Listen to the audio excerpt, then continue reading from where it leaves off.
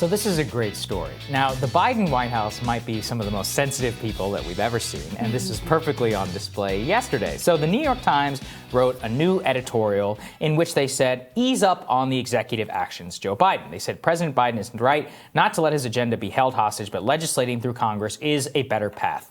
Probably the most anodyne take ever. I want to give credit to them. They actually have always been against executive actions. They criticized Obama back in 2013, criticized Trump. So they're actually just being logically consistent when they're saying, hey, executive action by fiat is probably not the best way to do this. And the real long-lasting, more democratic way is through Congress. You can agree or disagree. Doesn't really matter. Biden team loses its mind. The White House communications director, let's put this up there on the screen, Kate Bedingfield is criticizing us. I can't help but recall during the primary, they encouraged voters and went into a full-blown comms meltdown. And it's just crazy because it's the first time that I think they've received.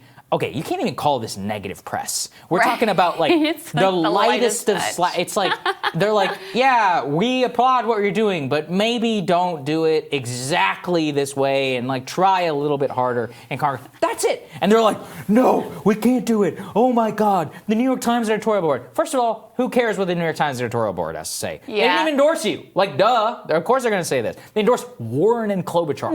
The half-endorsement. Yeah, the half-endorsement, which I still gag over every time I think about it. But second, just let it go. It's just like the Obama people. If they get even a tiny bit of criticism from the press, they lose it. Yeah. Just absolutely lose it. It's very telling. I mean, there's a few things here. I don't actually agree with the New York Times take on this because I think they're you got to negotiate through Congress. We all know what the Republican Party is like. So I actually think they should be going bigger with executive actions, doing things that are really measurable and material to people's lives so that it makes it harder to take it away when a new administration does come into office. But that's just to weigh in on the merits of the case that they're making here. But you're so right. They make it in this really gentle way. The subhead of the editorial is, President Biden is right to not let his agenda be held hostage, but legislating through Congress is a better path. So it's the lightest possible criticism you could possibly get.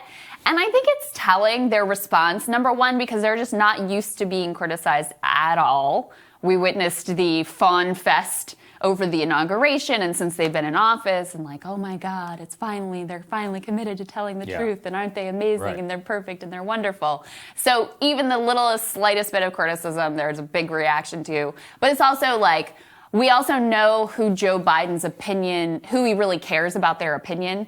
He has this very old school mentality. So it's that's exactly it. The people who have been, the journalists who have been there forever and part of the old order and the big mainstream names. It's the Times, it's the Post. Those are the things that they really super pay attention to and think are the most important. And so the fact that they would be critical at all is something that they're very sensitive about. And we've seen this with Joe personally, too. Whenever he gets asked a tough question, oftentimes he really snaps. I mean, he really doesn't handle it well. Lucky for him, he didn't face a lot of tough questions either in the Democratic primary or in the general election.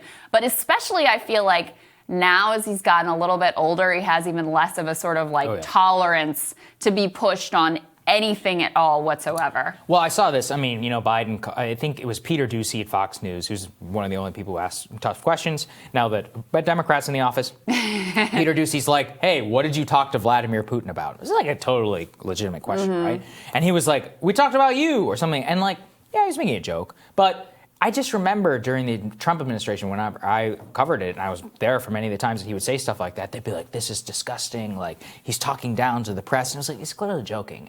But even then, I'm not disagreeing with your question. I think it's a perfectly legitimate question. This time around, people were tweeting it out, celebrating it. Be look, Biden snaps back at Fox. It's just pick one. Owned Peter Doocy. Right? I'm look, pick one. I think it was legit when they asked it to Trump, and I think it's legit when they asked it to Biden. But I'm not outraged by it. I think it's just stupid the way that people react to these things. And again, it just, as you said, they can give them the most glowing coverage, but they are such narcissists that if you get even one minor criticism, they freak. Yeah, and I always feel the need or requirement to in these segments be but Trump was worse, and let's remember, I'm not equivalent. But at a certain point, you have to say too, we're not setting the bar at the terribleness of Donald Trump. Yeah, that's right.